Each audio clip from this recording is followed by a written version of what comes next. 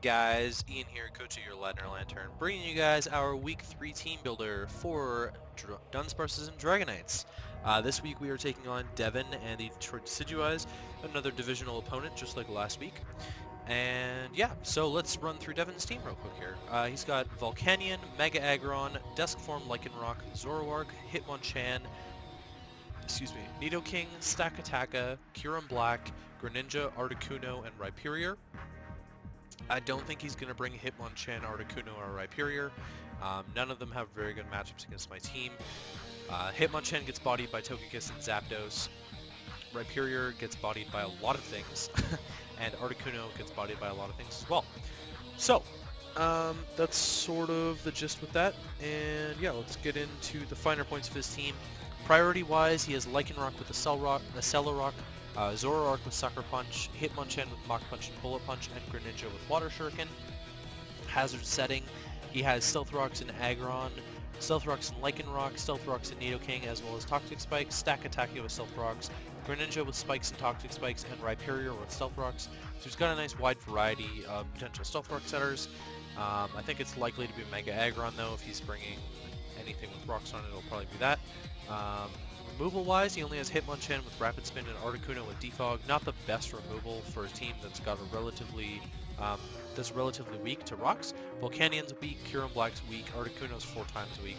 So, speaking of 4 times weaknesses, Stakataka has a 4 times weakness to ground, Articuno has a 4 times weakness to rock, and Rhyperior has a 4 times weakness to both grass and water. Luckily for Rhyperior, it has an ability to shore that up and make them only 3 times weak, I think, or 3.5 times weak or something. But it's still a big thing. So let's get into our team real quick. We're going to start with the walls, and then I'm actually going to jump over to the wall breakers, and then we'll get into the core of the team. So we're bringing Mom, the Alamomola again. Leftovers, Regenerator, pretty standard. Scald, Push, Protect, Toxic. Pretty much cookie cutter Alamomola. Bold, max HP, max defense. Doesn't get much more standard than that. Next up's Pile Driver, or Steelix, making its debut this season. Leftovers with Sturdy, Stealth Rock, Heavy Slam, Earthquake, and Roar. Needed a rocker to abuse the fact that he doesn't have good removal. Heavy Slam hits a lot of things really, really well. It's going to hit the Lycanroc better than Earthquake will, I think. It's also going to hit the Articuno, which otherwise I could not have done. Earthquake hits pretty much everything else. Nidoking super effectively. It's going to hit the Rhyperior really well. It's going to hit the Stakataka 4 times. It's going to hit the Volcanion really well. It's going to hit the Mega Aggron okay. It's going to hit the Greninja better. It's going to hit the Hitmonchan better, I think. Roar is to just phase him out over the rocks a little bit, especially if he's trying to set up with something. He doesn't really have good setup. Maybe like SD Lycanroc or something. I can't be sure. Yeah, we're bringing specially defensive Steelix though, but because Steelix has such fantastic defense stat by itself, we don't really need to put defensive investment in there anyways to be able to eat hits. So this is kind of our special wall. Kind of. I say that because we can't really eat special hits with anything on the team. If anything is going to tank it, it's going to be Alamomola anyways. Especially, he doesn't have the most specially offensive team. But something that I would fear especially is something like Volcanion, so that's sort of the check, is Alamomola. Yeah, we're going to skip these 2 for now, and we'll move on to the wall breakers. We've got our Choice Scarfed Primeape with Defiant. I have no idea why I would need Defiant, but there's no better ability to put on here. For close combat, U-turn, Rock Slide, and Earthquake. Seems like an okay lead for me as well, especially if he's Aggron or something like that. I probably won't threaten it out with a close combat, but I could potentially 2-hit KO with a close combat, and so that's threatening enough. Or if he disguises Zoroark as something, then that thing is dying to a U-turn, so that's kind of cool. We're running max attack, max speed with enough speed to outspeed Speed Tie, with Scarf, Kyurem Black. Obviously, we don't need that much speed if we're running Choice Scarf. He does have a couple knockoff users.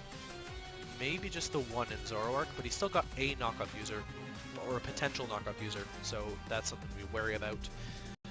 Yeah, Rock Slide is only there to hit the Articuno, I'm not even gonna lie. That's basically all it's there for. I need kind of a filler slot, and that's what fit. Earthquake hits a lot of the things that resist close combat. Example, Nidoking. That's pretty much it. So yeah, that's Primate. And next is our next wall breaker, Zygar 10%.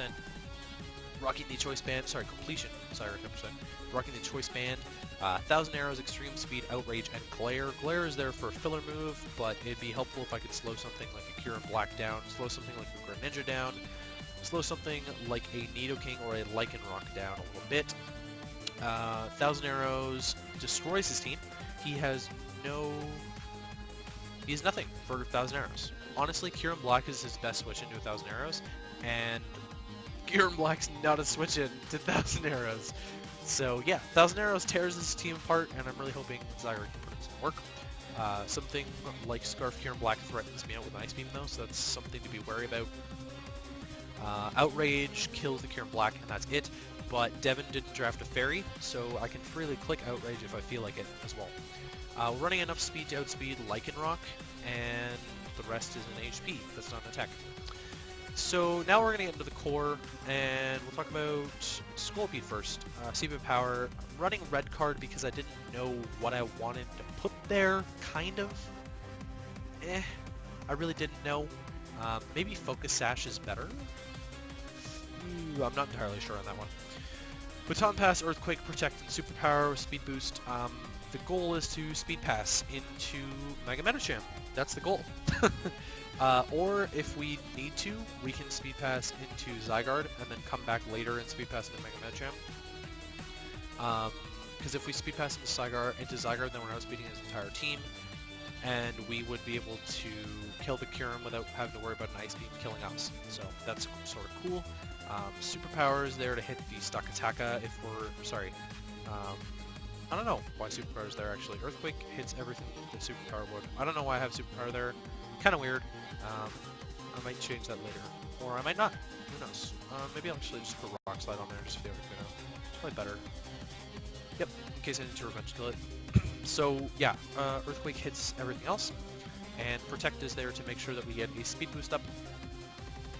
I was thinking about maybe putting like spikes or something on this, because he has horrible removal, and I still might, because all of his team's grounded except for Articuno, and spikes seem like they could be an okay thing against his team. I might run spikes over Rock Slide then.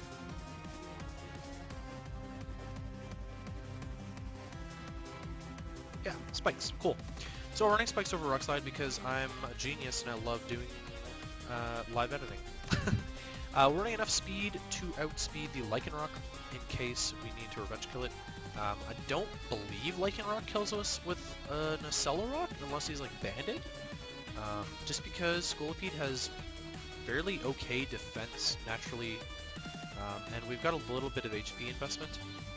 So that could be dangerous. That's kind of why I'm on the fence about Focus Sash. Excuse me. Because I know that Lycanroc can just pick me off afterwards. So, red card's there to sort of phase whatever comes out that wants to hit me before I Baton Pass or something like that. Yeah, that's the idea. And last but not least is Mega Metacham, the main thing that we're going to try and Speed Pass into. Aladdin Mega Metacham, bringing Drain Punch, High Jump Kick, Zen Headbutt, and Bullet Punch. Honestly, Dual Stab was enough this game. It wasn't enough the last time I brought it, but Dual Stab bodies his team this time. And I've got some Bullet Punch. I got some Bullet Punch action on there for a little bit of priority, especially once we get some Speed Pass into us. We'll be faster than Lycanroc, and our Bullet Punch will go before its Accelerock if it tries to pull that kind of crap. Same with Hitmonchan. We're always gonna have Bullet Punch before its Mach Punch or its Bullet Punch. Drain Punch is there for good recovery, especially because we can't Oko things like Mega Aggron, and we can get a lot of HP back from that. We can't Oko things like Stakataka, I don't believe, and I don't believe we can Oko things like Rhyperior either. High Jump Kick hits the rest of his team, and he doesn't have a Ghost type, so High Jump Kick is pretty free. And then Zen Headbutt is there pretty much exclusively for the Nidoking, but it's also going to hit the Hitmonchan really well. He does have 2 Dark types, so I should be worried about clicking Zen Headbutt completely randomly.